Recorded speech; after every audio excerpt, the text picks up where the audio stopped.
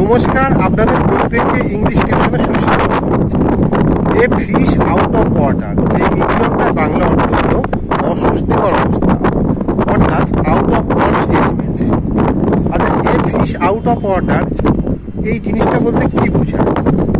মাছ সাধারণত জলজ প্রাণী, জলেই তাকে ভালো মানায়, কিন্তু একটা মাছকে যখন তুলে নিয়ে ডাঙাতে আনা হয় তখন সে ভীষণ অস্বস্তির মধ্যে পড়ে, এমনকি তার জীবনহানি পর্যন্ত ঘটতে পারে। ঠিক তেমনিভাবে একজন ব্যক্তি বা একজন মানুষ যখন তার চেনা জানা পরিচয় বা গণ্ডির বাইরে যায় তখন সে সেই পরিবেশের মধ্যে খাপ খাওয়াতে পারে না বা খাপ খাওয়াতে সময় লাগে এবং সে সাময়িকভাবে সেখানে ভীষণ অস্বস্তির মধ্যে পড়ে।